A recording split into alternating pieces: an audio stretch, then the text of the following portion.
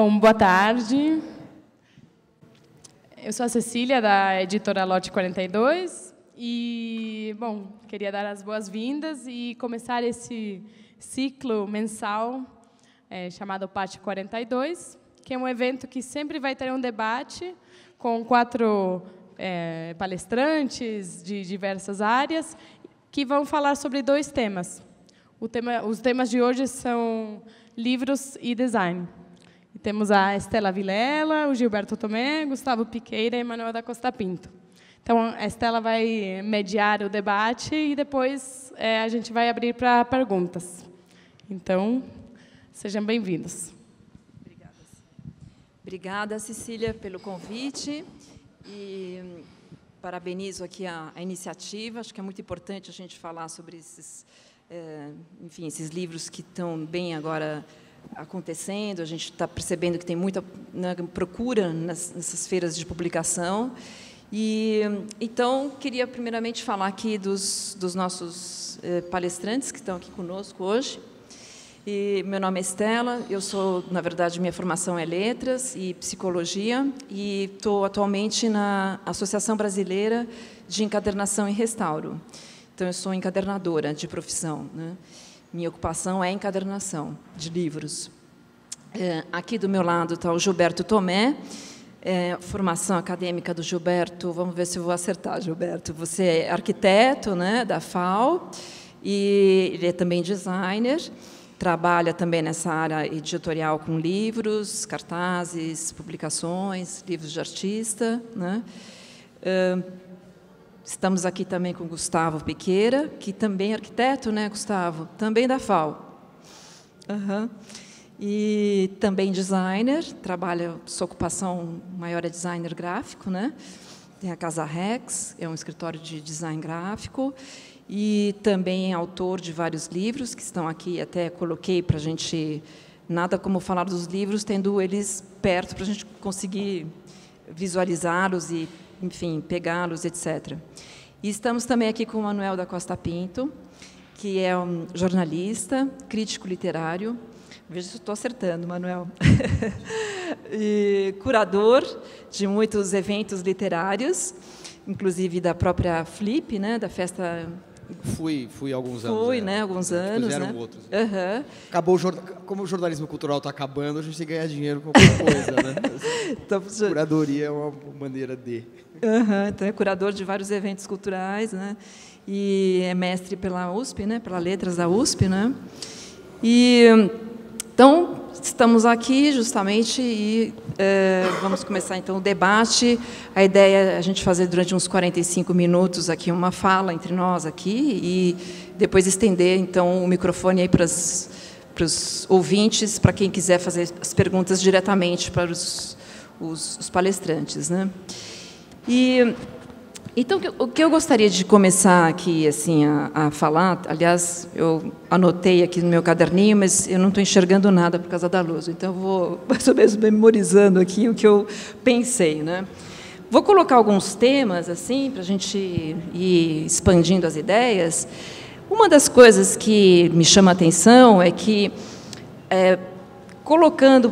indo lá para trás, para a história do livro, a gente, desde a época do manuscrito, com suportes como pergaminho, papiro, que bom, luzes agora sobre os livros. Já existia essa preocupação da publicação e vamos dizer, da legitimidade e de uma casa editorial, né? Então, a gente tem sempre digamos, o produtor do conteúdo, né, o escritor, o receptor, que seria o leitor, e justamente a linguagem como uma comunicação, né? Um sistema de comunicação entre o escritor e o leitor.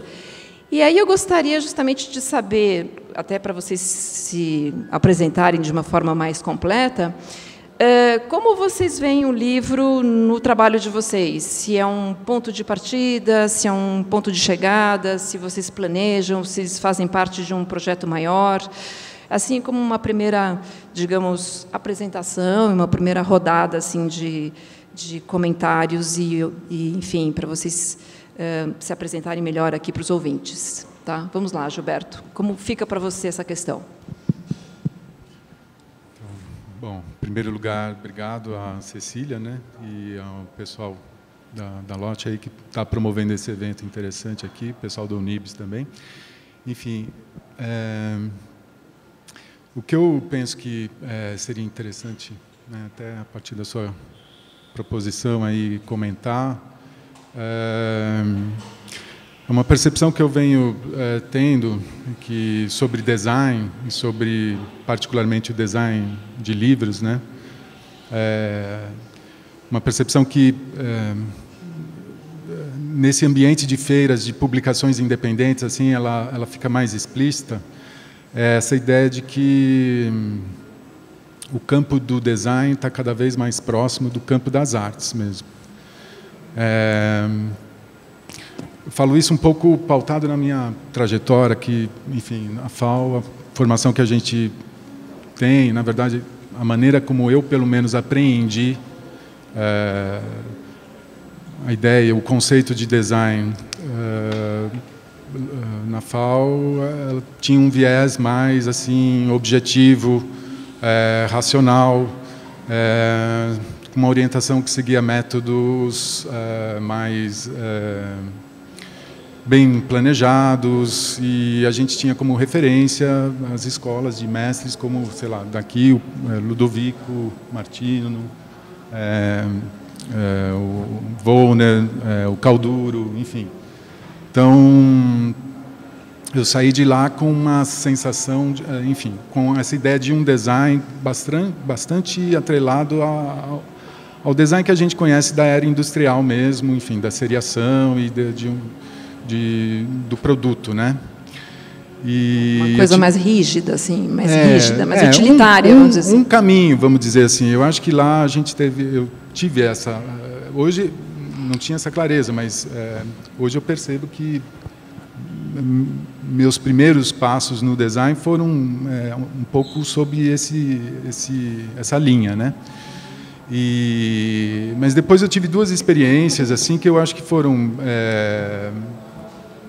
modificando esse conceito de design para mim. Uma delas foi logo saído do curso da FAO, eu tive a experiência de trabalhar na Oficina das Artes do Livro, que é um espaço que foi fundado um pouco depois da BER. A BER foi fundada em 88, né? Essa Oficina das Artes do Livro foi fundada em 93 por um artista chamado Otávio Roth. O Otávio, ele era um artista plástico, muito ligado à pesquisa sobre papel, né? Ele, durante a vida, ele tinha viajado Europa, Japão, para conhecer centros produtores de papel, e ele trouxe para o Brasil, enfim, todo um conhecimento sobre papel artesanal, enfim. E ele montou a Oficina das Artes do Livro, muito inspirada num centro que existe até hoje em Nova York, que é o Center for Book Arts, que é um lugar que eu acho que até o paralelo hoje está bem próximo do que é a BER hoje, no sentido de juntar a comunidade das artes do livro com outros artistas, o povo da literatura, enfim, e criar enfim, através de cursos, oficinas, palestras, pequenas exposições, um ambiente propício para a discussão do livro, né, em suas várias vertentes aí, muito ligadas a essa questão das artes do livro, né, da sua tradição, né, de construção e tal.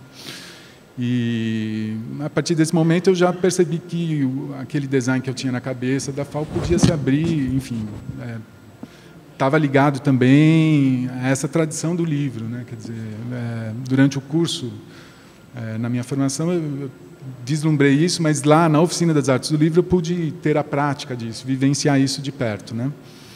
E depois, um outro momento que para mim foi interessante, que mexeu um pouco com o meu conceito de design, assim, sobre essa área, foi ter ingressado e frequentado o ateliê de gravura do Sesc Pompeia, que é coordenado pelo Evandro Jardim até hoje, que, aliás, fazer aqui um parênteses, está com uma belíssima exposição lá na BER, e de uma forma muito interessante, porque você pode manusear as gravuras, pode ter um contato direto com o papel, que é a melhor forma de se apreciar uma gravura, tendo contato direto, como o próprio Evandro defende, né?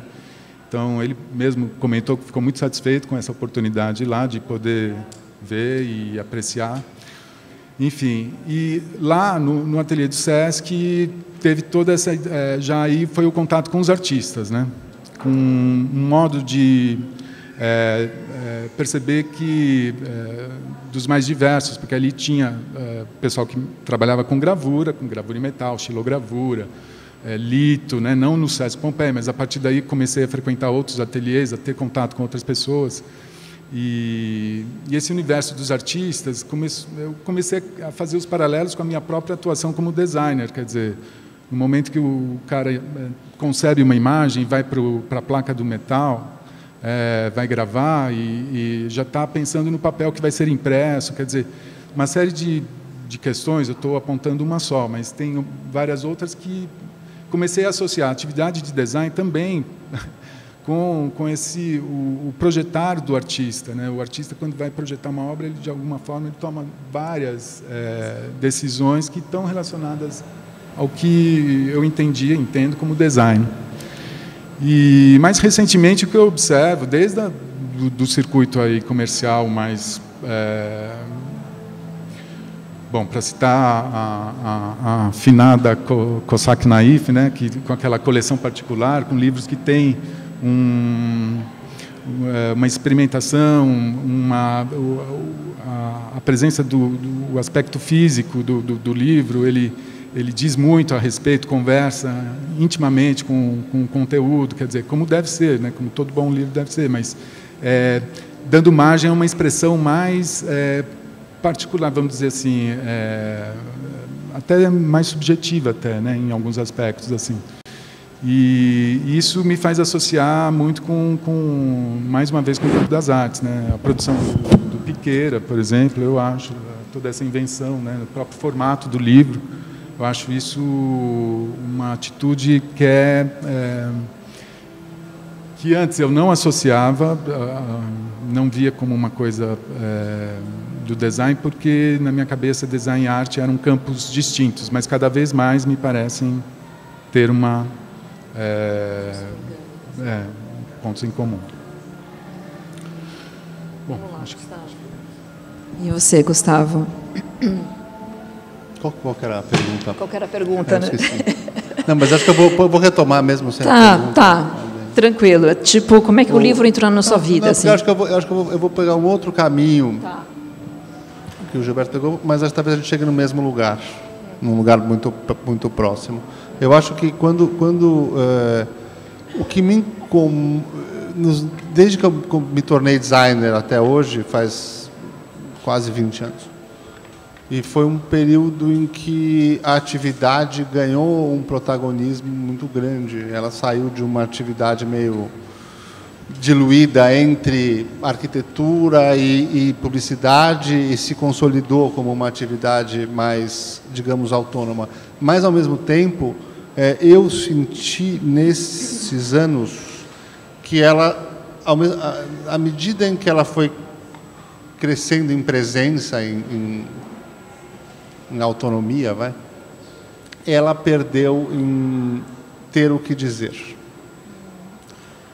Porque existe uma armadilha, um pouco, no design gráfico, que se você tomar cuidado, você simplesmente, e alguns teóricos, professores, falam isso, que o designer ele é um tradutor, ou seja, é como se nós fôssemos uma máquina de criação de linguagem visual a partir de outras linguagens. A gente escuta alguém falando, faça isso moderno, gourmet e orgânico, e aí sai uma luzinha manuscrita.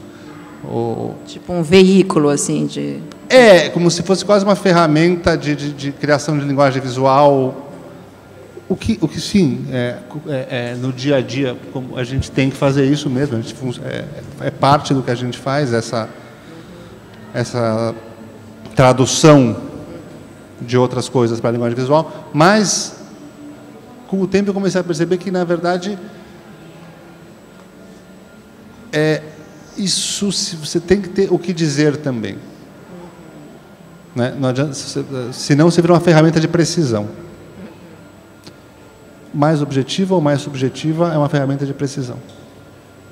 E eu acho que nesse processo, nesses últimos anos, tudo o que me fez virar designer, que eu admirava muito, foi meio se perdendo nessa evolução da atividade. Então, o que me encantava muito, por exemplo, no começo, eu lembro que eu fui na primeira Bienal da ADG que teve. Eu era estudante, foi um momento muito importante na minha vida quando eu fui. Daquele, sabe, que você lembra o tempo que estava fazendo, de tão importante que era o dia, como estava o dia. E eu me encantei com lugares que faziam de tudo, assim. Faziam de tudo. Faziam uma coisa mais subjetiva, uma coisa mais objetiva, uma coisa mais comercial, uma coisa... Misturava tudo. Eu falei, puta, né? É isso que eu quero fazer. Só que com a especialização, que cada vez mais vai acontecendo, você vai se perdendo.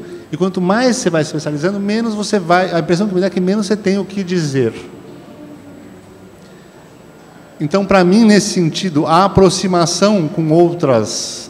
A utilização do design junto com outras coisas vem como uma busca minha, que eu não sei se encontrei a resposta, não sei se vou encontrar, mas é uma busca minha de voltar a usar o que eu faço, o meu trabalho como designer, com alguma coisa para dizer.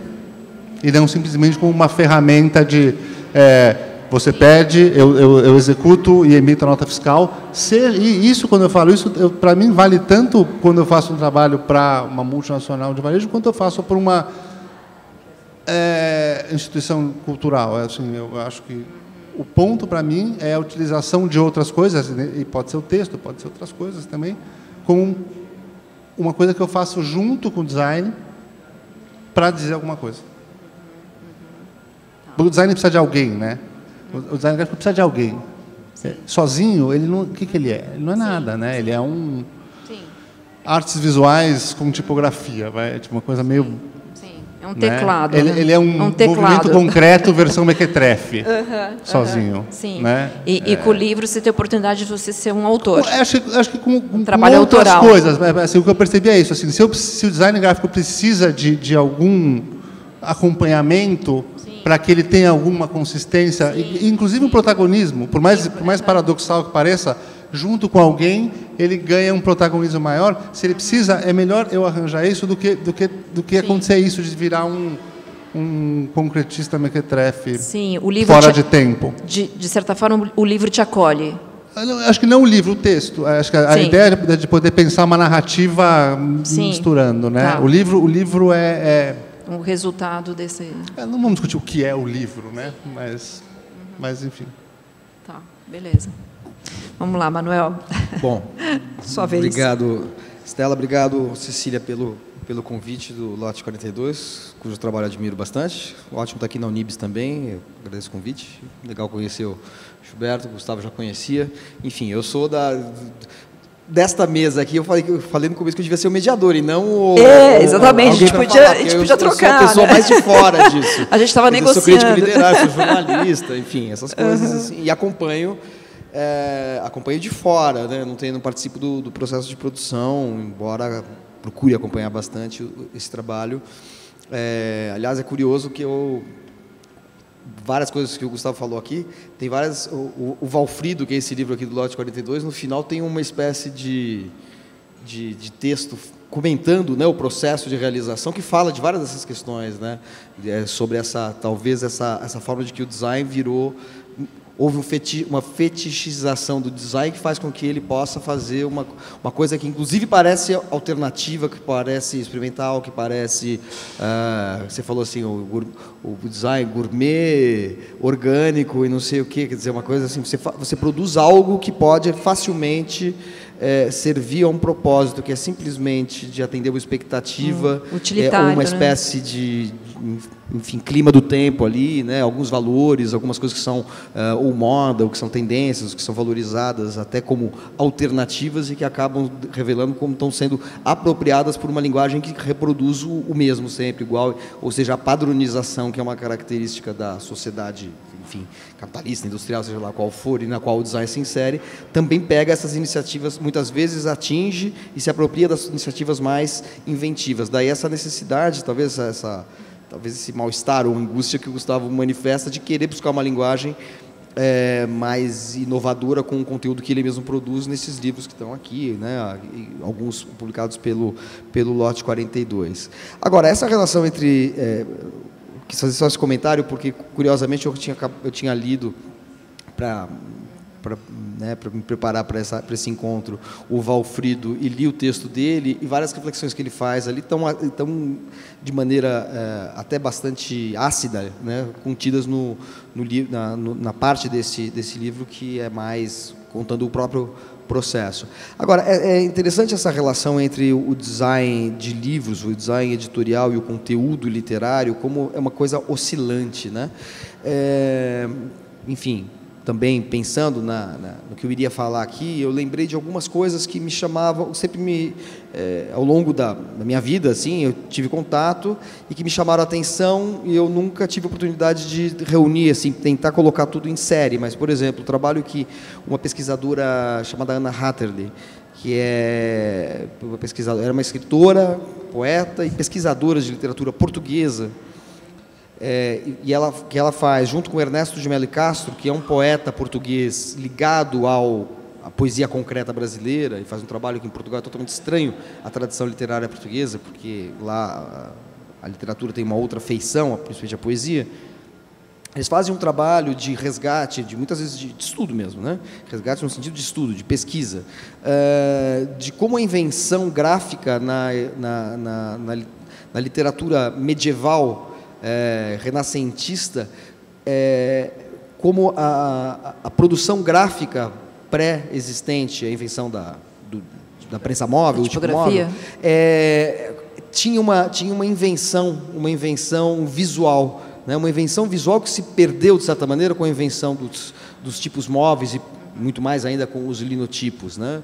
Então, existe, de alguma maneira, uma grande conquista tecnológica como a tipografia, de alguma maneira, pôs a perder uma capacidade de inventar a partir da interação entre o suporte e a escrita, né? Então, você tem poemas que você olha e fala assim, não é possível que isso aqui seja de 1400, 1500.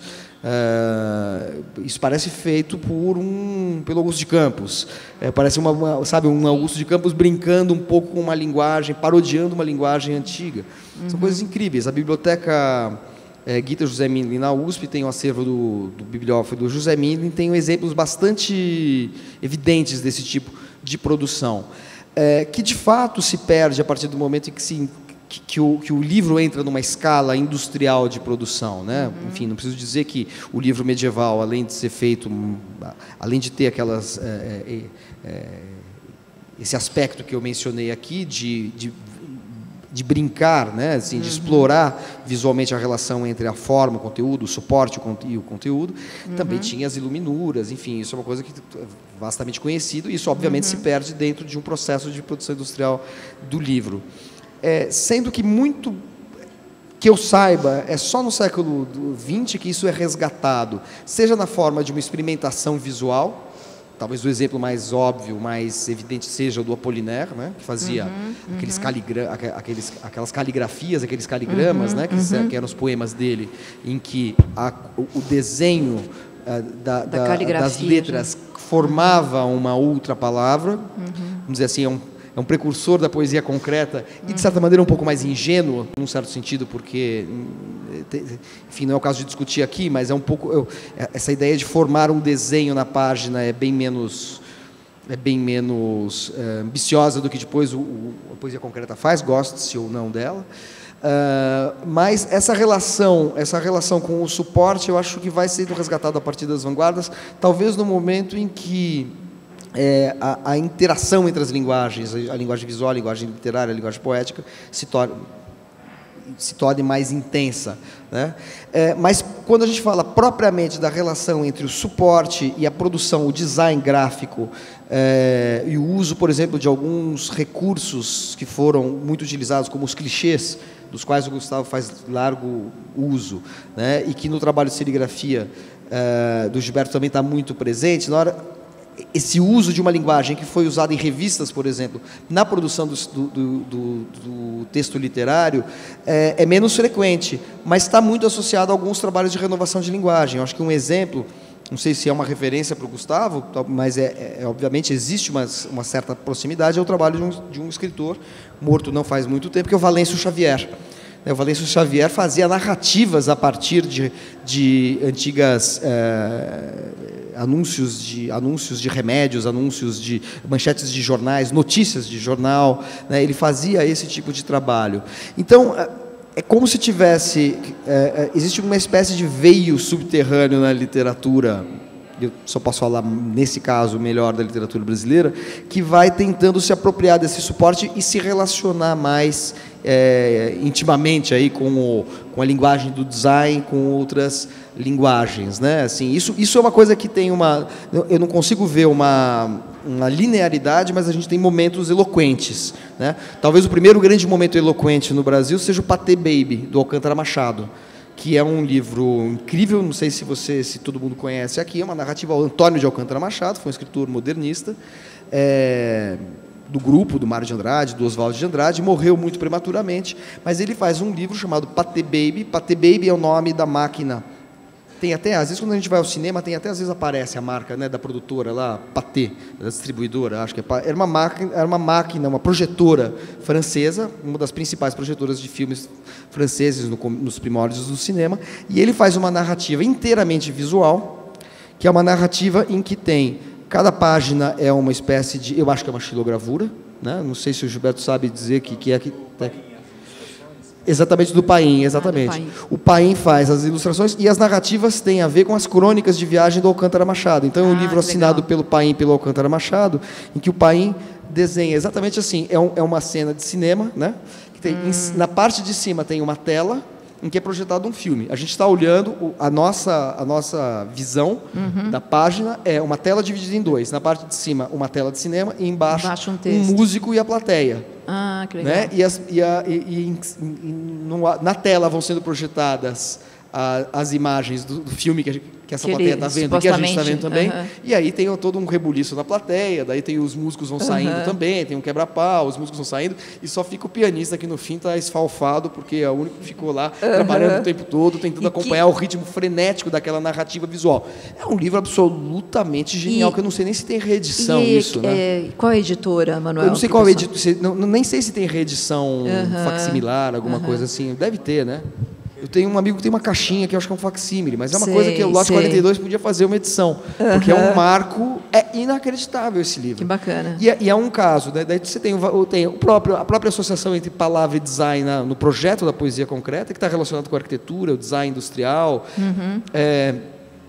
Existe um companheiro de viagem, vamos dizer assim, da Poesia Concreta, que é o Pedro Xisto, que fazia a poesia, tanto em haikais, mas também fazia a partir de logomarcas. Ele ele era design e criava logomarcas para empresas, e ele fazia poemas a partir de logomarcas, né? E por aí vai, né? O Marcelino Freire, que hoje é um escritor de contos importantes, tem um primeiro livro chamado Erudito, que era um livro feito com estética de cartazes publicitários e com jingles, de maneira muito satírica, muito irônica. Então, você tem uma relação descontínua, mas muito criativa, que no Brasil eu acho que começa com o Patê Baby do Alcântara Machado, passa pela Poesia Concreta, pelo Valêncio Xavier e chega em autores como hoje em dia o Gustavo Piqueira, que faz um trabalho notável, e a gente pode falar posteriormente sobre isso. Então, como intervenção de quem olha de fora isso, bem interessante. Seria isso que eu teria a dizer. Bem legal. O Valêncio Xavier eu descobri ele faz um ano. O Valêncio Xavier. Incrível, né? Assim. O mês da gripe, né? Minha mãe morrendo, são narrativas, são coisas inacreditáveis. Incrível, né? Mas eu acho que tem uma coisa que eu acho que é interessante, assim, é a necessidade de que eles sejam pensados juntos, né? Sim. Funciona, a coisa acontece, a união, o design ele realmente faz parte de um... Porque, por exemplo, assim, sei lá, eu por exemplo, tô agora me passaram um clássico, um cânone literário, falando assim, olha, faça o que você quiser, de uma edição de artista, faça o que você quiser, mas assim, eu estou fazendo uma coisa mais estapafúrdia que eu já fiz, só que eu não consigo mexer na mancha do texto. Sei, ela está lá certinha, bonitinha, intocada, em volta está acontecendo não transgride. Um negócio que você dobra, até que quando eu expliquei lá na Rex para ver se montava, eu falava, não, isso aí não vai funcionar. Mas eu não consigo, porque eu acho que assim, não é uma questão do design entrar para aparecer. Né? Sim, eu acho que é uma questão de se pensar né, numa narrativa impressa que possa misturar texto e imagem de formas... Que tem essa sinergia. De formas diferentes. Não existe uma regra, mas é que assim, existe um pensamento. Não é? Acho que muitas vezes se confunde, uma coisa que eu vejo, às vezes, principalmente no lado do design, é achar que é fazer o design ser mais... Sim, mais inovador. Soltinho. Sabe? Uma coisa que é uma visão meio superficial do design. É um uso meio superficial de... Sim. É bem interessante isso. Até acho que já atrelando um pouco isso que você está falando, uma das preocupações que a gente vê em alguns autores é justamente essa produção, como você falou, Gustavo, assim, do conteúdo, né? Essa coisa, esse mal-estar que você colocou, de que, afinal, temos tantas coisas acontecendo e muito interessantes do ponto de vista formal do livro, né? Estamos reconquistando assim formas do livro que no passado até eles já foram, enfim, foram habitados de forma como o volume, né? Como o códex e com vários tipos de estruturas e tudo mais. E muito interessante essa desconstrução, né, que a gente vê aqui, no caso, por exemplo, do Lulux, que é uma caixa, né, o livro é uma caixa, que tem, até gostaria depois que você falasse um pouco mais, Gustavo, dessa criação, que acho que tem, talvez aqui, eu sinto que tem um pouco essa desconstrução, né, do design como mancha de texto e como uma organização de paginação, de sequência. Né?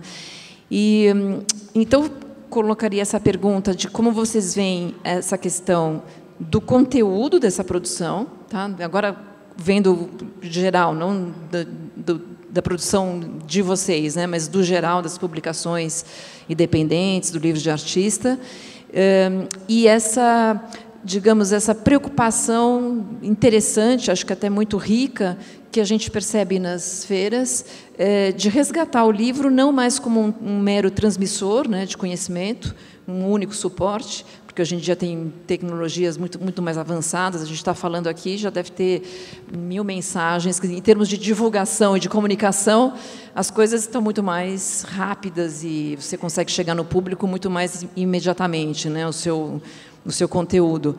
Mas acho muito interessante as pessoas se preocuparem e pensarem o livro de um jeito, digamos, com mais cuidado, com mais elaboração e ter uma riqueza e voltar a técnicas, digamos, já resgatar técnicas antigas. Né?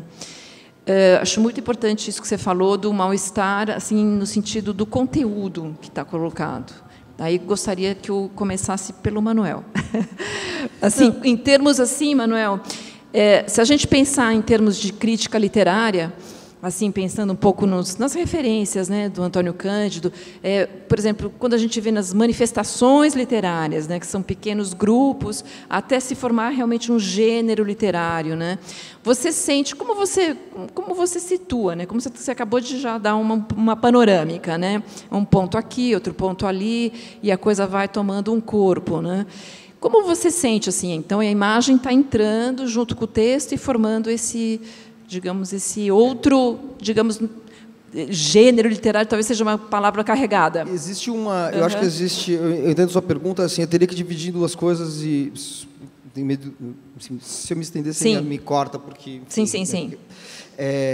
Acho que tem duas coisas que a gente tem que pensar, né? Assim, primeiro, o design em relação ao livro.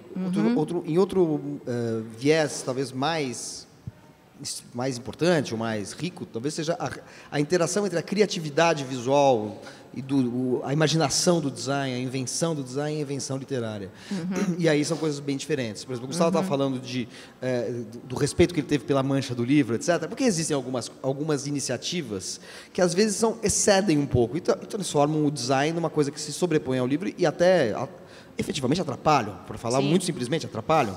Acaba sendo um saco ler um livro que tem um design que Sim, que não enfim, tem apelo. desde a escolha da fonte até a mancha ou até a cor utilizada, às vezes atrapalham. Pode ser muito bonito e muito inventivo para você folhear, olhar e ver o objeto, mas na hora de ler, enfim, não funciona. Enfim, até porque a invenção da imprensa e do formato livro criou uma expectativa de um ritmo de leitura, né? Quer dizer, a ideia do romance. O romance, a poesia não, mas o romance é indissociável do livro. Sequencial, né? Você não tem romance lido em, sei lá, em pergaminho ou coisas assim. Você tem textos, mas assim é de outra natureza. Aquela sequencialidade está muito ligado tanto ao livro como suporte, quanto à própria imprensa. Agora, então, existe esse aspecto que é a relação entre os designers e o livro. Né? A gente tem aqui o Gustavo, que é alguém que trabalha nas duas vertentes.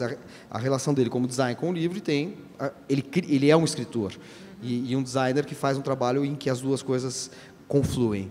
Agora, a maneira como alguém que está no ponto de vista da crítica literária julga a criação é no sentido um pouco de um certo isomorfismo. Isomorfismo é um termo usado em crítica literária, em teoria de linguagem, etc., que assim, é a pertinência, a consistência da relação entre a mensagem que você está utilizando e a forma que você dá a ela. Basicamente, se você faz um poema sobre o silêncio, que é um poema extremamente verborrágico, você pode até ter um efeito interessante, mas assim, de uma maneira geral, sim, você pede um poema sobre o silêncio, é um poema que pede isomorficamente uma contrapartida formal, que seja um poema que também tem as suas lacunas, também tem seus silêncios, seus momentos de silêncio, sua economia formal, etc. e tal. Então, existe essa ideia de isomorfismo. E isso eu acho que é importante quando você pensa na relação que um escritor ou um autor estabelece entre a criação literária dele, seja em poesia, seja em prosa, e a exploração desse suporte, né? Que também isso é isomórfico ou é uma coisa gratuita, que não tem a ver, que é simplesmente uma coisa está adornando a outra. Então, eu acho que é isso que interessa. E na história da literatura, a gente tem inúmeros exemplos de um lado e de outro. Para citar os bons, eu sempre procuro sempre citar os bons exemplos, né? Mas, assim, um exemplo interessantíssimo de uso de interação entre linguagens hoje na literatura, embora seja um autor morto, é um autor absolutamente contemporâneo, que é o Sebald, que é o grande acontecimento das letras mundiais, talvez, né, junto com o Roberto Bolanho, o chileno. O Sebald é um escritor que começou a escrever com 50 anos, morreu com 55, produziu 4 romances. E esses romances fazem uso da fotografia. Interessantíssimo, porque a fotografia ela entra no texto pontuando alguns parágrafos, mas ela não está ilustrando esses parágrafos, porque são livros sobre o resgate da memória. Um livro como, por exemplo, Os Imigrantes, em que narra a história de um autor dele, é um livro meio num registro meio de diário. Ele narra uma viagem pela Inglaterra em que ele vai encontrando famílias alemãs. O Sebald é um escritor de língua alemã, é considerado o grande nome da literatura alemã no século XX, né? Junto com, enfim, Thomas Mann, Kafka, etc. e tal. E é um autor que era desconhecido até, enfim, ele só surgiu nos anos 90, 2000. E ele faz uma coisa em que ele visita famílias alemãs, é uma narrativa plana, descritiva, uma descrição absolutamente sem sobressaltos, e de repente você vai vendo que todas essas famílias alemãs têm uma relação com o passado nazista da Alemanha. Isso é na Inglaterra, ele vai percorrendo essas cidades.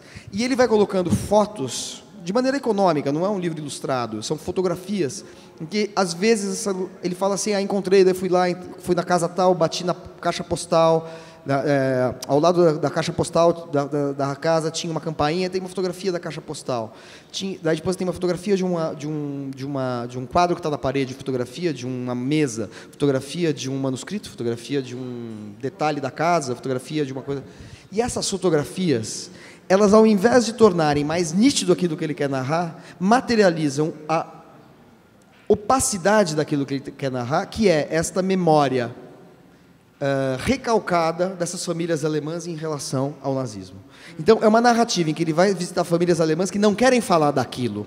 Sim. Porque tem uma relação com o nazismo muito forte, com campos de concentração, com o que aconteceu com perseguição, com o Holocausto, Shoah, etc. E tal. Um subtexto, assim. E eles vão falando, e aquilo vai aflorando de maneira torturada, vai aflorando de uma maneira meio... É como se fosse uma sessão de análise, vai aflorando aos poucos, nas entrelinhas.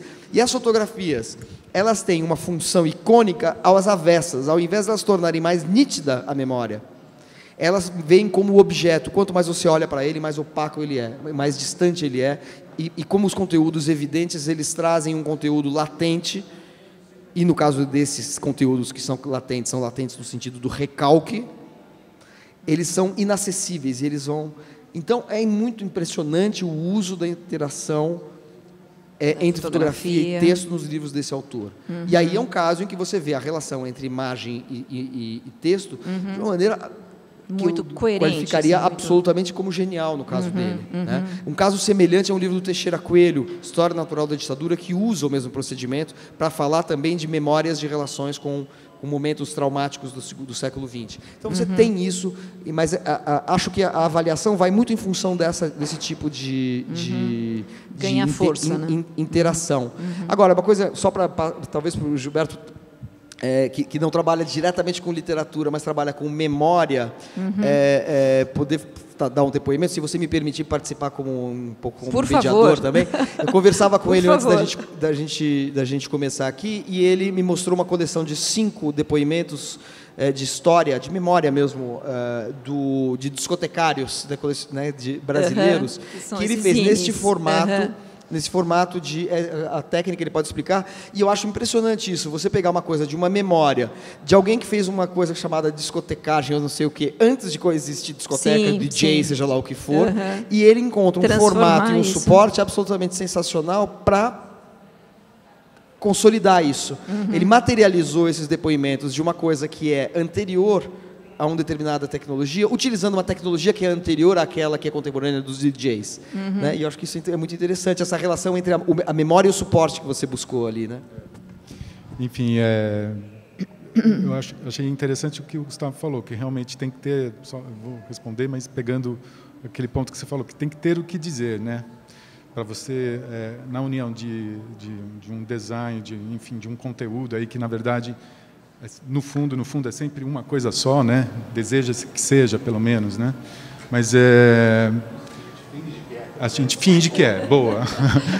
Mas e quando, enfim, eu sempre me perguntei, eu não escrevo, né? Não tenho, até me meto às vezes para ter o pretexto da palavra realmente, da massa gráfica de texto, e tal, mas enfim, não tenho nenhuma veia literária, nem escrevo, mas enfim, mas esse caminho da memória veio pelo meu contato, enfim, com o Museu da Pessoa, que tem um trabalho ligado mesmo à memória oral, né? Mas, sobretudo, foi uma forma de me aproximar da cidade e de procurar o que dizer, assim.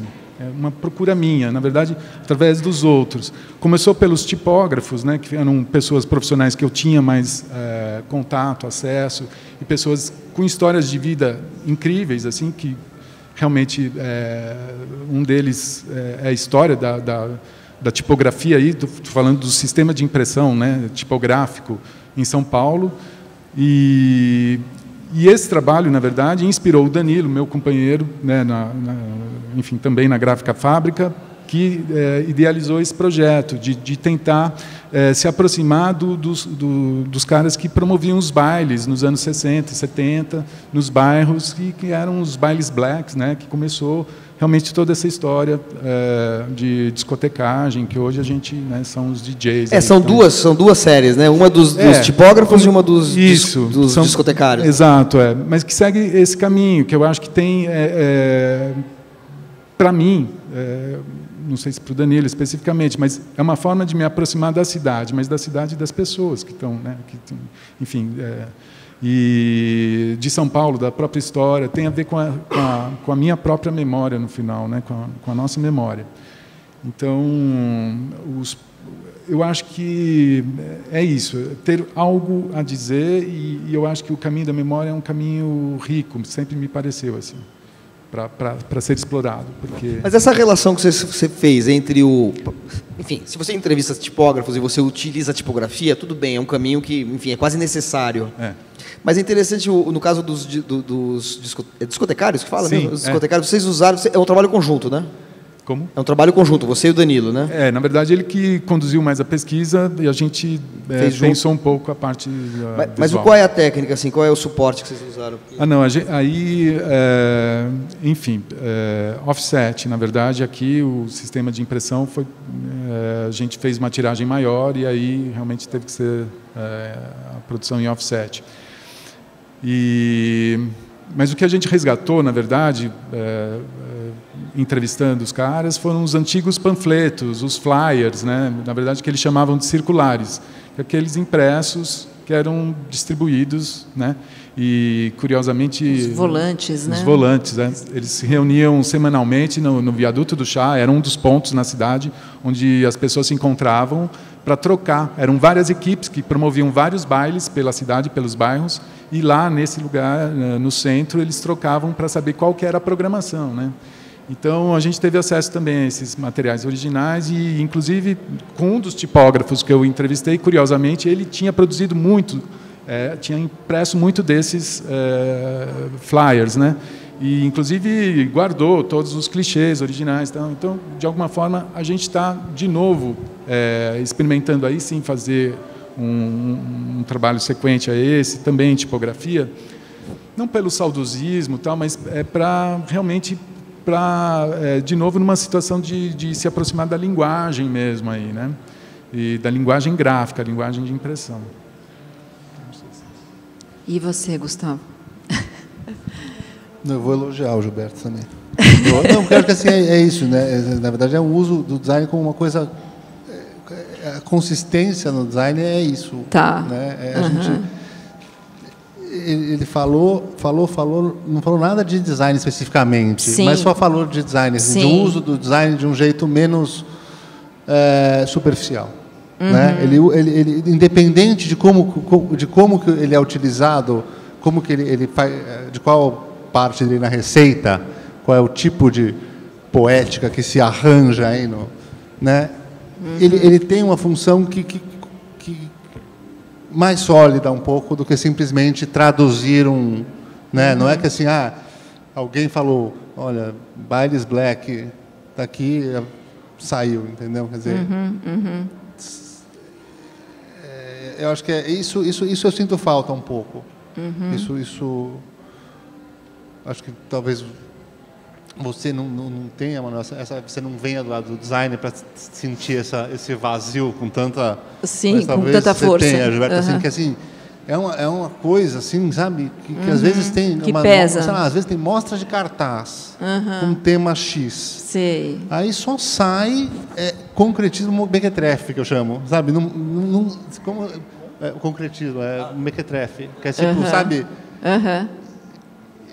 Não, o nome Mequetrefe eu admiro muito, o original, admiro, mas sabe, parece que assim, quando pega, você não consegue articular o design de outro jeito do que desse jeito meio besta, na verdade, sim, né? Sim. Não que tenha o jeito certo, pelo contrário. Sim, é uma busca, mas, né? E eu gostaria de colocar, Gustavo, aproveitando, que nesse livro, que convoca, tem o Céu Azul, que é todo de areia, as né, por fora. buscas nem sempre dão em coisas assim, grandes respostas, né? É isso, né? E esse Lulux, o que me chama a atenção, que eu acho muito interessante, que até outros, enfim, tem outros modelos aqui de outros autores,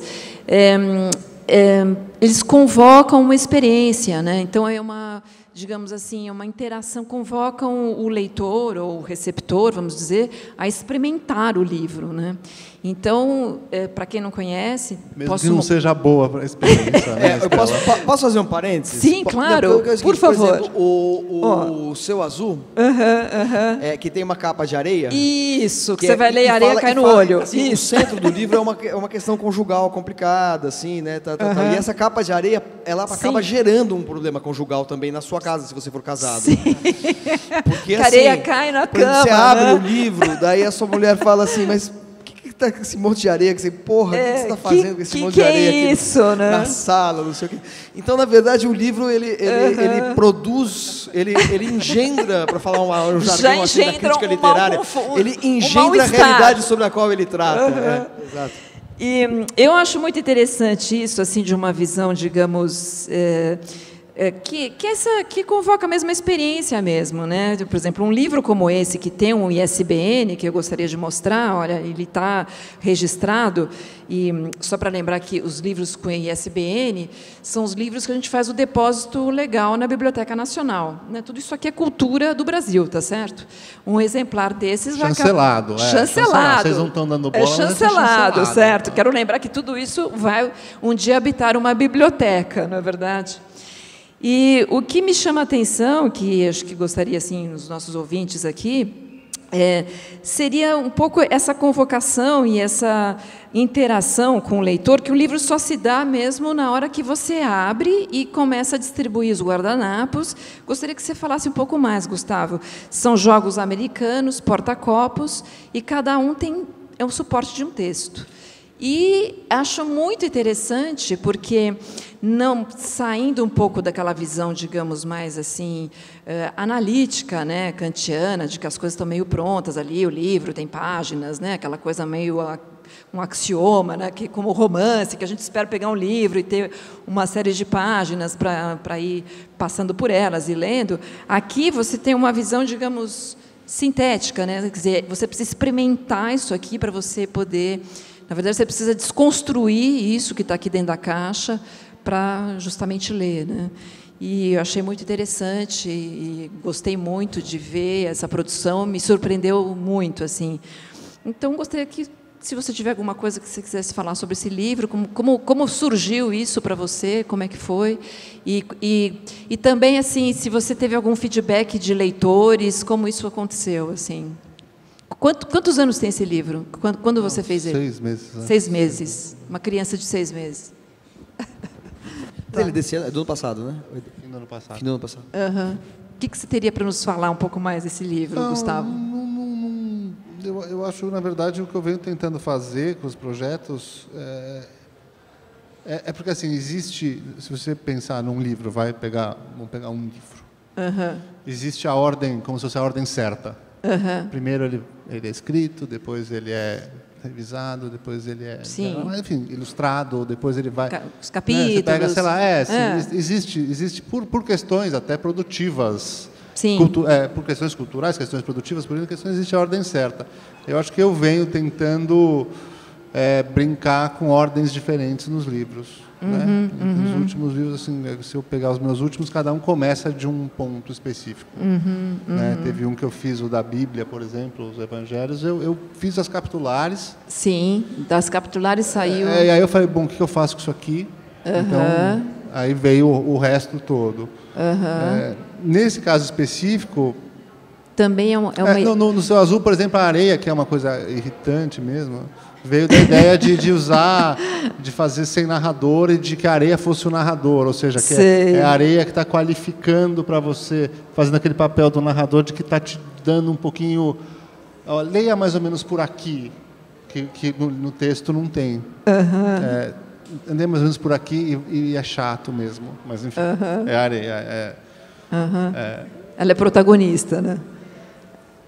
Mas assim, em geral teve gente que eu não vejo, mas tem umas coisas engraçadas. Assim, você colhe reações que são engraçadas.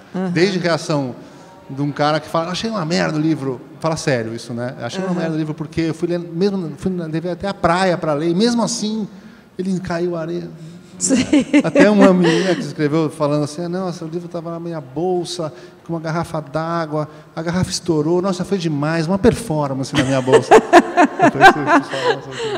Eu até adotei livro performance depois dessa. Até uma resenha que saiu que eu achei muito curioso, falando que o livro era pouca literatura. Eu achei muito engraçado, porque eu percebi que, independente de gostar ou não, acho que não é nem um juízo sim. mas tinha uma questão de não considerar a areia na capa como parte da narrativa. Isso eu acho interessante, assim, sabe? A areia, ela é um elemento. Ela faz parte do texto, do livro, né? Sim, sim. E acho que no caso do Lux foi foi um pouco essa brincadeira com a ideia de... Tem uma brincadeira um pouco de que hoje tudo tem que ser útil e tudo tem que... E tem uma coisa efêmera, né? Tem uma que fetichização do design em si, essa coisa de objetos, de decoração, de fazer uma coisa de literatura servida. Tem várias brincadeiras, mas acho que o principal é brincar por onde começar. Sim, sim. Né? E não, é interessante porque daí aqui você quebra um pouco essa coisa da mancha de texto, né? Esse é um livro bem assim transgressor nesse sentido, né? Essas reações assim que eu ocorro, na verdade, às vezes não são muito bacanas. Assim, não sei, eu acho que são meio às vezes desconcertadas. Sei. Isso é legal. Isso acho que no Valfrido fica mais evidente, né? Que é uma coisa que assim você fala, o que eram? Eram malas direta, que aí a gente mandava, e aí a pessoa saia na rua, tinha uma coroa de flores de um cara que morreu, que falava... Então, assim, eu não consigo... Que tipo de reação? Né? Não se sabe que tipo de reação. As reações mais legais são essas que a gente estava conversando, eu estava com a Cecília, que agora que a gente começou a conversar com as pessoas que receberam tal... Elas não sabiam, mesmo a gente falando que era um livro, elas não conseguiam... saber se era ficção, se não era ficção, que raios foi aquilo. Mas tem uma coisa assim, por exemplo, são coisas difíceis de interpretar, né? Quer dizer, eu nunca tive a tarefa inglória de fazer, por exemplo, uma resenha desse livro aqui, porque é uma coisa recente e tal, e eu não tive que fazer isso. Mas, por exemplo, só para quem não viu aqui, então você tem aqui porta-copos. Tem uns porta-copos com umas frases. Quando eu vi que tinha umas frases com uns porta-copos, eu falei, deve ser frases assim, de poetas, escritores. Não, é assim, Bruce Willis, Michael Jackson, Abílio Diniz e Leonardo da Vinci. Cabe a você estabelecer a relação que tem entre Walt Disney, falei Michael Jackson já e tal. Daí quando você pega os guardanapos, como é que chama esses de pôr no prato? Jogo americano. Jogo americano. As narrativas são narrativas de uma personagem que está encontrando com pessoas em jantares e almoços, etc. E tal. E uma narrativa meio jorro de pensamento, né? Com frases com frases entrecortadas, com raciocínios interrompidos e por aí vai, e contando a história, e parece uma coisa meio de uma espécie de um apartamento que é meio uma república, vai todo mundo lá para jantar, para beber, etc. e tal, e entra e sai, não sei o quê, e daí o narrador vai passando o mundo dele. Quer dizer, enfim, e aí tem os guardanapos, que pelo menos na minha versão não veio de 1 a 33, mas falta um monte. Amanda, é por isso que você não entendeu.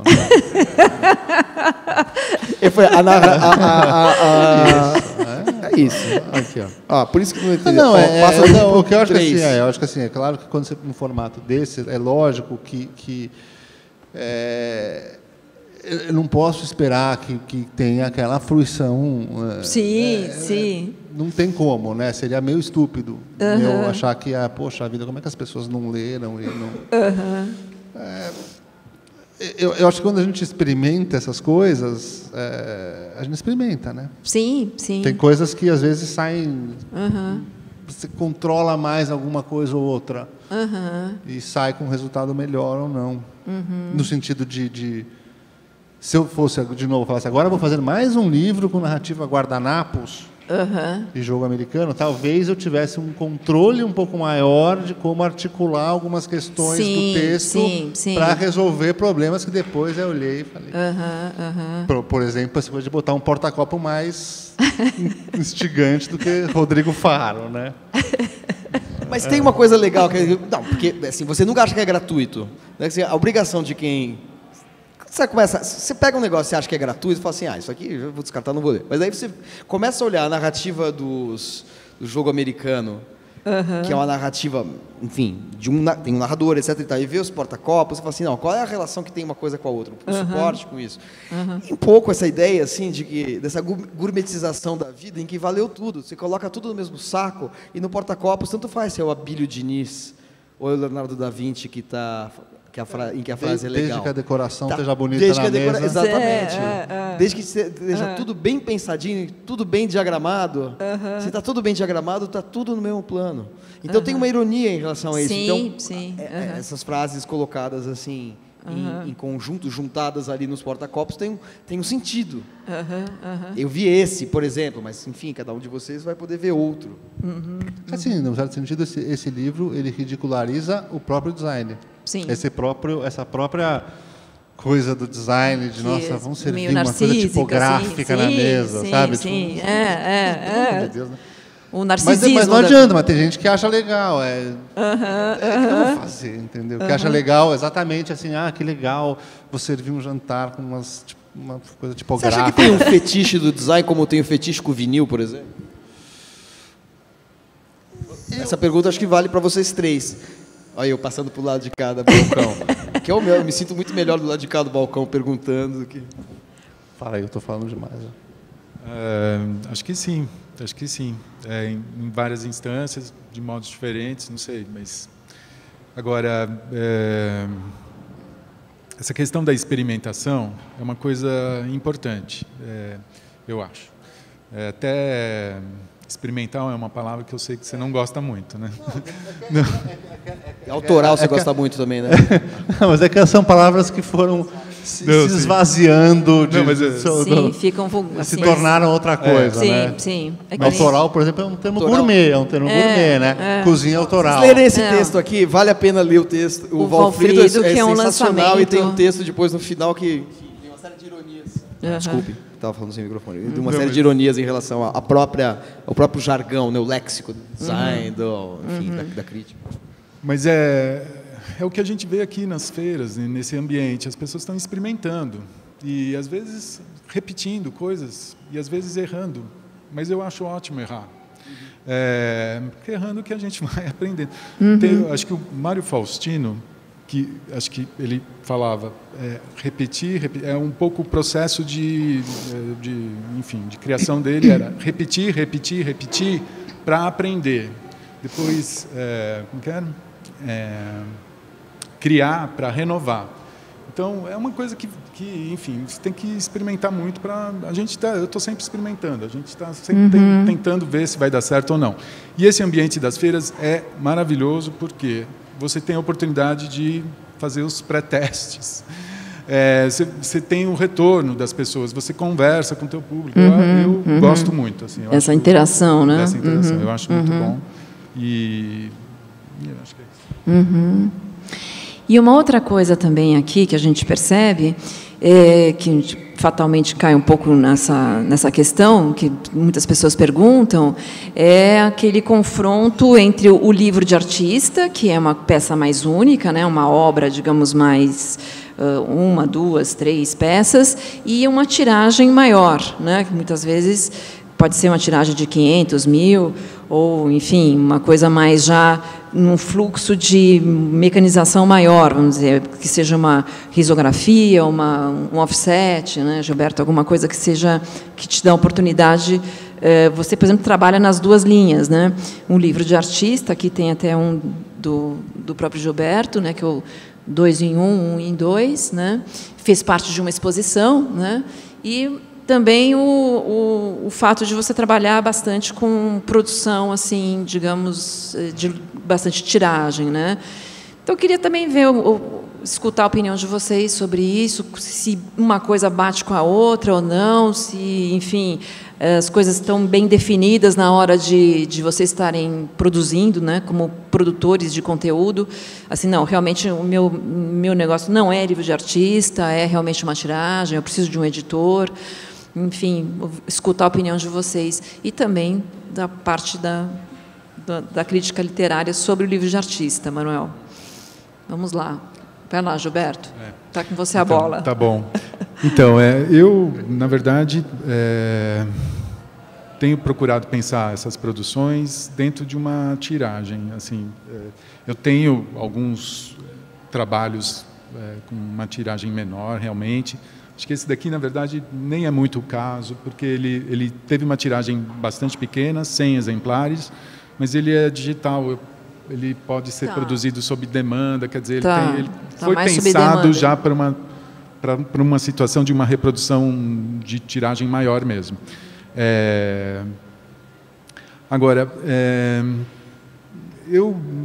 essa nomenclatura, né, de livro de artista, que eu e as nomenclaturas, livro-objeto também, essas nomenclaturas eu acho que às vezes elas são úteis para a gente, enfim, talvez em determinadas situações poder se referir e esclarecer, mas ao mesmo tempo eu acho que elas é difícil o limite, né, entre uma e outra, me parece. Sim, o confronto. Porque eu acho que pode, não acredito que seja a questão da tiragem que categoriza livro de objeto ou outro livro de artista ou, enfim, um livro mais comercial, porque, enfim, o artista ele poderia, em princípio, pensar um livro que fosse reproduzido numa grande quantidade, né? Numa tiragem alta.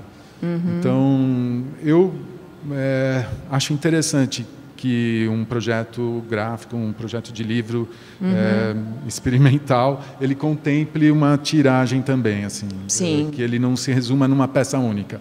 Eu tendo a achar mais interessante quando ele pode, de alguma forma, realmente ser reproduzível, ter a vocação do múltiplo mesmo, né? Que a gente tem o caso do Poemobile, né, do Augusto de Campos, que a gente tem coisas importantes, né, assim, da poesia concreta, né, que aí fica um pouco nesse limiar, assim, do pouco e do muito, né. Bom, passo para você, Gustavo. Eu concordo com o Gilberto um pouco. Eu acho um pouco que agora seria saudável a gente dar uma borrada nas fronteiras, sabe? Borrada nas definições. Mesmo. Porque acaba ficando um pouco muito conservador. Assim, acho que é importante classificar, é importante... Enfim, não estou dizendo que não tem seus motivos, mas acho que agora é uma hora boa para dar uma borrada um pouco. Uma manchada. Acho que isso é uma coisa, uma outra coisa que eu concordo com ele, que ele falou. Eu acho que criou-se também um mito de que para ser um livro visualmente assim, ele tem que ser caro para cacete, então dá para imprimir 3. Sim. E é uma coisa que assim também acho que tem que se combater, tem que ser combatida, ainda mais aqui no Brasil, entendeu? Quer dizer, você conseguir viabilizar economicamente projetos gráficos menos dentro do padrão, é importante ir atrás disso, não esperar mesada do papai, né? Porque senão a gente não sai do lugar, né? Então eu acho que eu concordo com as duas partes, com os dois pontos que ele levantou. Eu acho que tem que meio dar uma borrada na fronteira, porque deslanchar, sabe? E tem que tirar essa imagem de que se é uma coisa única de artista, um livro visual. Até tudo bem, entendeu? Mas é que aí é outra coisa, né? Sim. Acho que quando você tem um trabalho de artes visuais que usa o livro como suporte, é uma outra coisa. Sim. Porque aí pode usar qualquer coisa como suporte, né? Não é que se o cara faz uma mesa, que é uma instalação, compra as mesas industrialmente. É outra coisa. Sim. Por aí. Você, Manuel. De fato, no Brasil, hoje, critério de tiragem não existe, né? Já era, tiragem né? não é critério para nada, sabe, né? que eu vou confessar que eu faço tiragem limitada dos meus, porque eu sei que eles não vão vender mais que isso, aí eu poso de livro de artista, entendeu? Já faz pouco mesmo e pronto. Tiragem não é critério no Brasil para falar sobre um livro de artista ou um livro convencional, normal, etc. E tal. Eu acho que, de fato, né, esse termo, livro de artista, também faz parte do âmbito da gourmetização do mundo, talvez, assim, com a ironia que o Gustavo vê isso e com a qual eu concordo. Eu acho que tem mas eu acho que o termo se aplicaria, né, se é que é necessário usar, né? Eu acho que para distinguir talvez um livro de arte no sentido assim, é um livro de arte, da mesma maneira que é um romance. Você fala assim, é um livro de arte, então tem a obra lá do Volpe, sei lá. Você tem a obra reproduzida. Isso é uma coisa. A outra coisa é quando o livro pensa, né, voltando àquela relação do que ele é com o suporte dele, né, do que ele traz de conteúdo do suporte dele. Só para dar um exemplo, existe um estúdio, chama Estúdio Madalena. Estúdio Madalena. Que trabalha com fotografia e livros, né? Fazem livros que, inclusive, não são livros caros, que, salvo engano meu, não são livros muito caros, né, são livros normais. E que os livros são livros visuais com fotografia pensados para o suporte livro. Então não é o catálogo de uma exposição, como o livro de arte. Em geral a gente fala um livro de arte, um livro de fotografia, a gente pensa no catálogo de uma exposição, ou se não é uma exposição, a obra do Robert Capa, a obra do Cartier-Bresson, a obra do Claudio Edinger. não é isso, é um livro pensado como livro. É uma fotografia pensada para estar no suporte livro. Aí eu acho interessante. A Cláudia Jaguaribe, eu mencionei ela, porque ela tem um livro que são de panorâmicas de São Paulo, e o livro é uma sanfona. Se você... as páginas do livro são, acho que tem, é mais ou menos como o seu aqui, tipo né? Aqui, né? Como esse aqui. É uma sanfona, só que as fotos compõem um contínuo. É uma imagem contínua, como se fosse uma grande panorâmica. São duas que ela fez de casas, e daí essas panorâmicas vão levando numa viagem visual que sai dos jardins e leva para a periferia. E uma outra que é de panorâmicas aéreas, que pegam desde vamos dizer assim, as fachadas de prédios da cidade de São Paulo até zonas em que já não são tão verticalizadas. E o livro, se você abrir o livro, você estende por, sei lá, 10 metros, uma coisa assim. Você vai abrindo o livro e você pode ver todas as fotos em continuidade.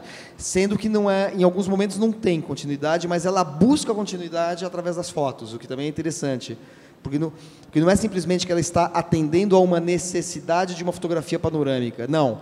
Ela fez fotografias panorâmicas para serem colocadas em livros sem necessidade de que aquilo seja uma coisa contínua, mas pode estabelecer, e só se estabelece por causa do suporte de livro, certas contiguidades, continuidades visuais, plásticas, de volumes, de cores, matizes, etc. E tal. Aí sim, eu acho que é um livro, descartando aí a antipatia do termo, né? Não é um livro de artista, mas é um livro que é diferente de um livro de fotografia. É um livro de fotografia que tem vamos dizer, a fotografia, aquela sequência fotográfica existe por causa daquele livro. Sim. Né? Quer dizer, claro, nada impede que ela exponha as fotografias de outra maneira também e tal. Mas ele foi pensado para, né? Para ser reproduzido. Ela foi pensada, aquela série de fotografias foi pensada para ser reproduzida num livro e com um determinado formato de livro. Nesse sentido, ele acaba se tornando único, né? Como assim, no sentido de como apresentar, de como aquelas imagens são apresentadas, né? E muito interessante. Se não me engano, impresso na China. Esse livro. Foi impresso na China? Bom, vários livros impressos brasileiros são impressos, inclusive infanto-juvenis são impressos na China. Sim. Alguns são impressos na Colômbia, né, que tem uma indústria gráfica também importante. Bom, agora uma última pergunta, daí eu passo aqui o microfone para o público. Como encadernadora, a gente sempre pensa na questão da conservação. Vocês, quando vocês, e até para o Manuel também, que produz livros, né? Vocês pensam que esses livros vão habitar uma biblioteca e que eles estarão disponíveis, terão uma acessibilidade, uma vida longa, e que é muito importante que a biblioteca sai totalmente, né, dessa demanda comercial, ela justamente vai para uma demanda patrimonial mesmo, né? Isso tudo que a gente está vendo é a nossa cultura aqui, né? O que a gente está produzindo. E, justamente, a biblioteca é uma coisa importante. É que aqui no Brasil ainda essa cultura escrita é uma coisa ainda muito insípida, né? Em outros países isso é muito forte. Né? A própria, sei lá, Biblioteca dos Estados Unidos entram 20 mil volumes por dia, né? É um problema até o volume de livros que entra por dia, né? O que fazer com tudo aquilo, né? Então eles têm galpões inteiros assim só para receber os livros. Então queria saber assim de vocês assim se passa pela cabeça de vocês que um Lulu-Lux vai estar na biblioteca e que alguém vai poder tirar, emprestar, devolver. O que vocês pensam sobre isso assim em relação ao as nossas bibliotecas aqui de São Paulo e aqui do Brasil? Eu nunca pensei a respeito. Nunca pensou, né? Mas talvez por nunca pensar muito no que vai acontecer. Porque o Poemobile, por exemplo, também foi um livro bastante avançado para a época, né? E hoje em dia é uma coisa rara, é uma coisa difícil. Poucas bibliotecas têm, né? E, enfim, mas vai ser tudo isso, ainda mais tendo um ISBN, vai acabar indo fatalmente. Em algum momento vai habitar uma biblioteca, né? Seja um zine, seja um... Eu não sei, assim, eu pelo menos assim, eu sempre das coisas que eu faço, eu sempre penso assim, Eu sempre quero que todo mundo goste, claro. Quem fala que não quer está mentindo, né? Tá. Mas eu não faço, não penso não faço nada para na conservação. Então, assim, nem para conservação, nem para usufruto, nem para nada. Sim, então sim.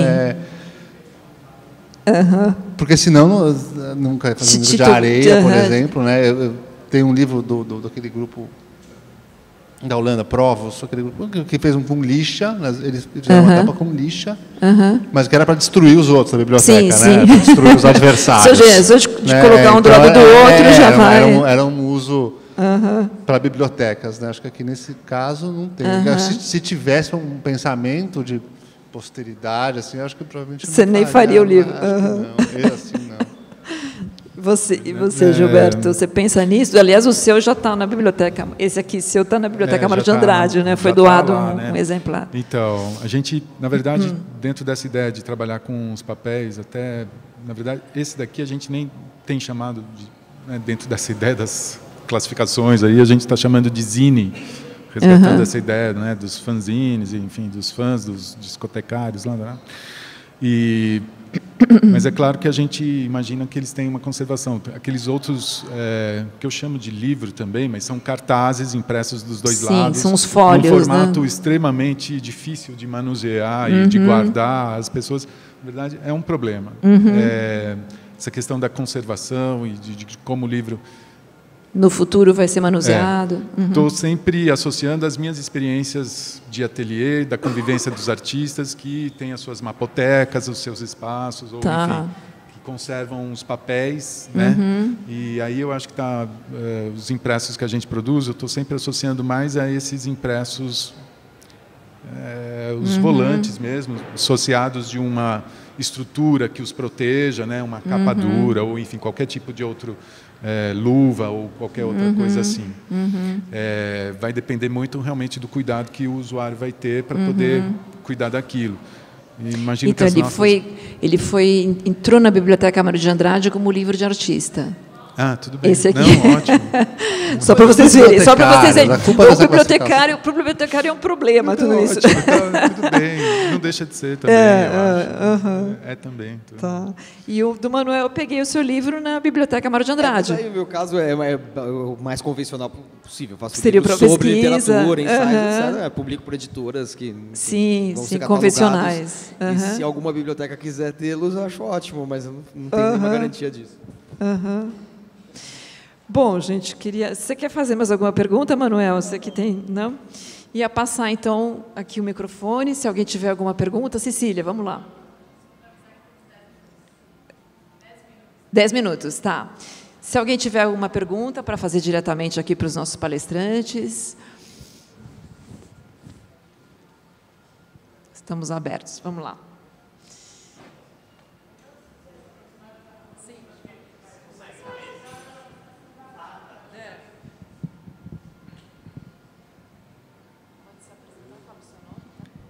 Bem, meu nome é Guilherme e, enfim, tenho uma pergunta. Eu sou recém-formado, né, em design gráfico com ênfase em tipografia lá em Bi-Morumbi, e lá a gente tinha que desenvolver um projeto editorial e a gente desenvolvia 3 livros, né? E esses 3 livros, eles meio que, por obrigatoriedade, tinham que ter uma versão digital, assim, né? E eu sempre achei que são meio que linguagens diferentes e que não dá para você simplesmente transpor um projeto gráfico que você pensou, tipo, sei lá, no papel, para uma versão digital, assim, né? Eu não consigo imaginar o Lux Lux, a versão digital dele, que você vai ter a experiência, assim, né? Então, eu queria saber o que vocês acham disso, assim, né? Desse mundo digital, né? Vocês acham que, sei lá, os livros, tá bom, você fez essa edição, agora ele vai ter que ter a versão dele digital, ou se vocês acham que realmente são pontos de linguagens diferentes mesmo, assim, que têm as suas relações com a interação com o usuário de maneiras diferentes e que tem possibilidades que não necessariamente são limitadas, né? Porque às vezes o digital entra muito como tipo, o livro impresso é tedioso, né? Então você precisa ter o digital que vai trazer a pessoa o interesse de novo aquele material impresso, né? Eu queria saber um pouco o que vocês acham assim, dessa coisa do digital versus impresso e tal.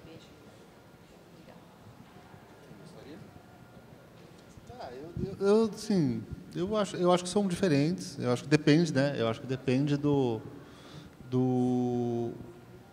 livro, né? Esse é o problema. Quando a gente fala livro, a gente está falando de um, né?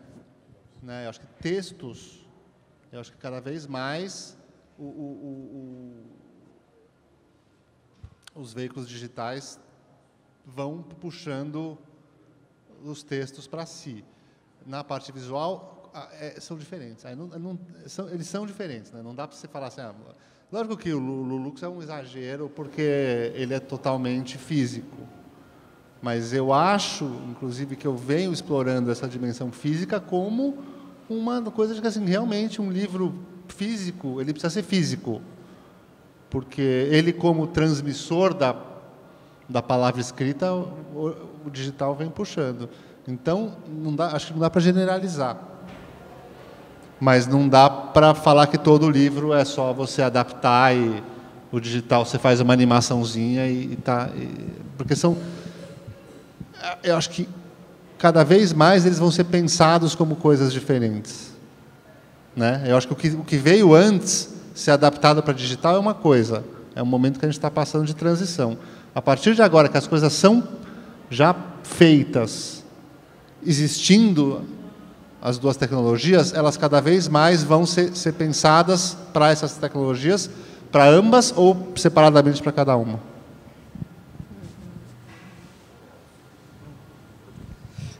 Eu acho que, de fato, assim, o livro digital ainda está na sua... A gente pode dizer que está na sua pré-história, né? Eu acho que esses recursos vão passar a ser utilizados cada vez mais. Atualmente, o livro digital na esmagadora maioria dos casos, a transposição digital de um livro pré-existente, como falou o Gustavo, e isso efetivamente acontece. Agora, como um parênteses, assim, existe uma resistência enigmática do livro a transposição para outros suportes, ou a sua desaparição, ou sua substituição por um outro suporte, que é uma coisa inacreditável, né? A gente viu assim, o surgimento do vinil, o surgimento do CD, o desaparecimento do CD, em algum momento, enfim, suportes visuais também teve lá, fita cassete foi substituída pelo DVD, teve um negócio no meio do caminho que chamava... Como é que era? Disquete. Não, no vídeo. Entre a fita de VHS e o DVD, teve um negócio que era um disco, era o tamanho de um disco. Como é que chamava? Laserdisc. Isso é a tecnologia de existência mais breve da história da humanidade. Sim. E o livro está aí. Eu lembro que em 2012 fizeram uma pesquisa quando aconteceu a Feira de Frankfurt sobre a adoção do livro digital nos países europeus, já que a Feira de Frankfurt era na Alemanha.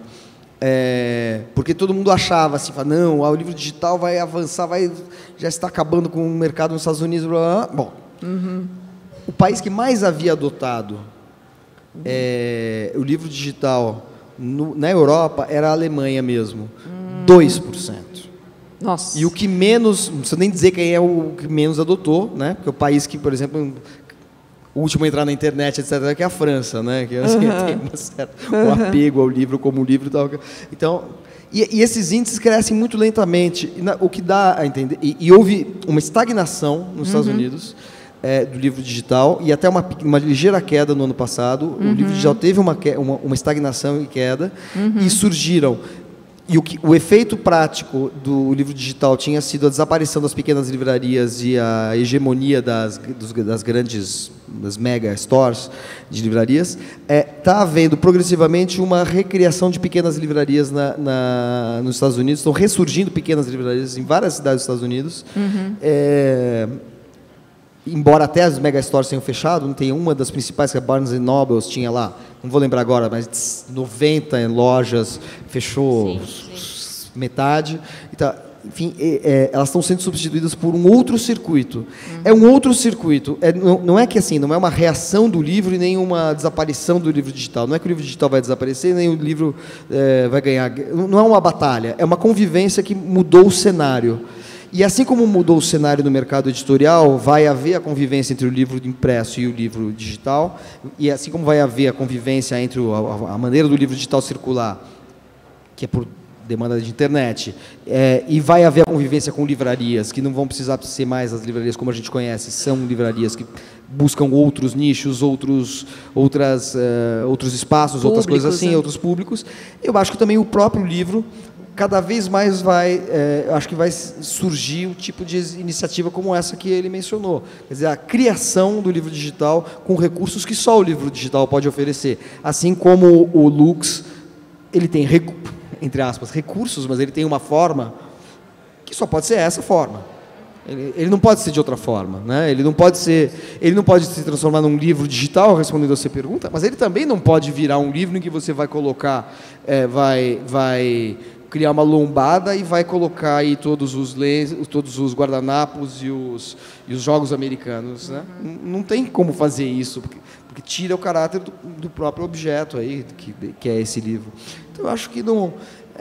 eu nunca vou me esquecer uma vez que eu estava numa reunião na Biblioteca Mário de Andrade com vários representantes de revistas de autores de revistas literárias, editores, e eu era um, e uma pessoa, que eu não me lembro o nome agora, mas tenho como resgatar, e ele começou essa coisa do livro acabar, e nem existia Kindle, nem nada. Ele trabalhava na revista Vuelta, que é a revista criada pelo Otávio Paz, né, o Prêmio Nobel de Literatura mexicano.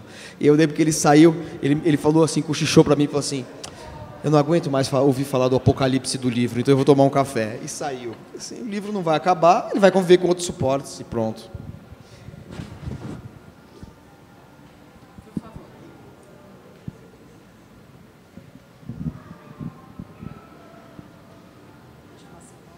Certo. Meu nome é Miguel. Eu tenho uma dúvida, acho que até como o Gustavo, principalmente, sobre aquilo que vocês falaram, você falou no início sobre o design se apoiar no texto para ganhar algum protagonismo, também aquilo sobre isomorfismo que você falou, de ter algum... né, de ter essa relação da forma. Uma relação forte, né, entre o conteúdo e a forma. E também levando em consideração aquilo que se sabe sobre a neutralidade, aquela história da taça de cristal, de não aparecer demais do que o autor.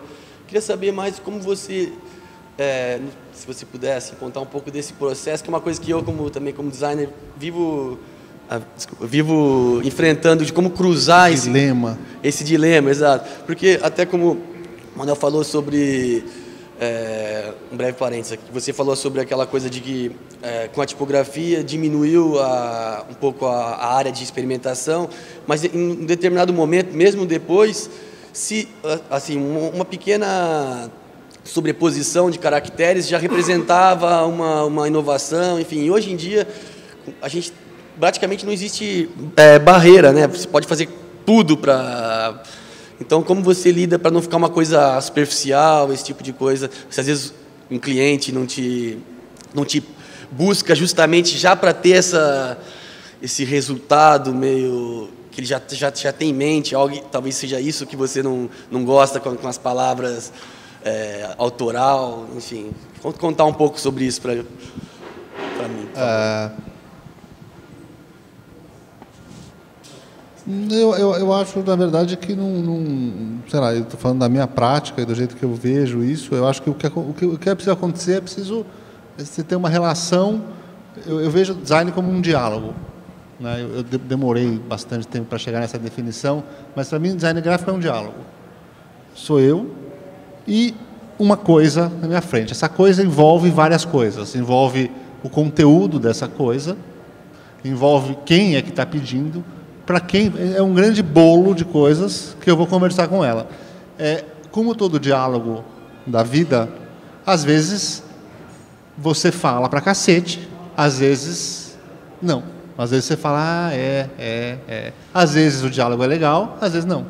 Então, e você tem que, para o diálogo andar, você tem que meio ouvir, não só falar. Então, eu acho que cada projeto, eu começo ouvindo. É lógico que aí eu estou falando de projetos gerais, não desses, né? Desses são monólogos, quase. Mas de um projeto normal, vamos dizer assim, uma editora chega e fala, faz um livro. Eu escuto.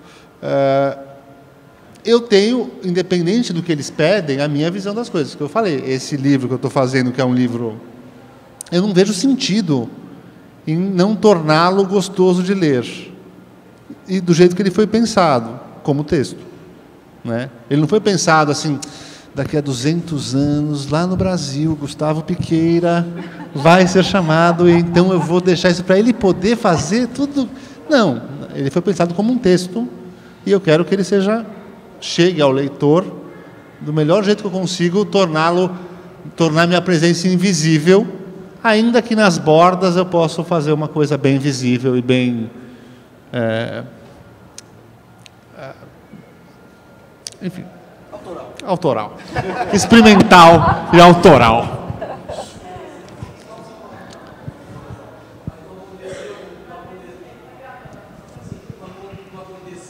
Eu repito aqui.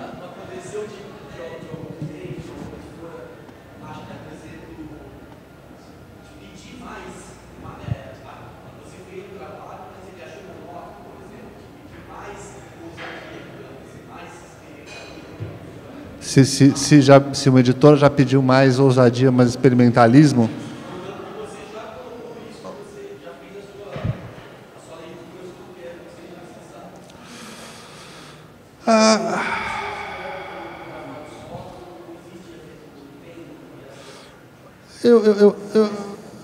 Não, eu acho que já ocorreram várias vezes em que vários clientes, não só editoras, acharam que o tom do diálogo, eu não acertei o tom, tanto para mais quanto para menos.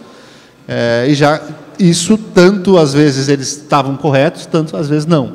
Então, eu acho que isso faz parte, acho que, falando do trabalho de design especificamente, isso faz parte do aperfeiçoamento e do dia a dia, quer dizer, ir acertando essa conversa. E tem que ser normal, entendeu? Não tem que ter chilique, falar, ai meu Deus, é normal. Às vezes é horrível. Continua sendo horrível, às vezes. Não eu sempre conto uma história que não tem nada a ver... Desculpa, eu vou desviar, não tem nada a ver com um livro, mas é uma história que, para mim, é a história clássica. Eu lembro que eu fui numa reunião, eu estava fazendo um produto, uma parte gráfica de um produto, que era coisa super brega. A gente foi numa reunião e a mulher do marketing estava com a roupa mais brega que eu já vi. E aí, eu apresentei o que eu tinha feito, ela falou assim, nossa, mas isso está muito brega. Eu falei, mas tudo bem, entendeu? Sabe, é normal, é a vida. Isso parte do trabalho do design, do dia a dia do design, é essa interação que às vezes dá certo, às vezes não dá. Que em todas as profissões tem, né? Se for pensar, meio normal. Né? Com design a gente dá chilique, a gente reclama, a gente fala, ninguém me entende. O designer é carente, é muito carente. Bom, gente, acho que terminamos. Então, quero agradecer aqui a presença do Gilberto, Gustavo, Manuel, super obrigada. Obrigada, Cecília, pelo debate aqui. E, então, finalizamos. Tá bom? Obrigada. Obrigado.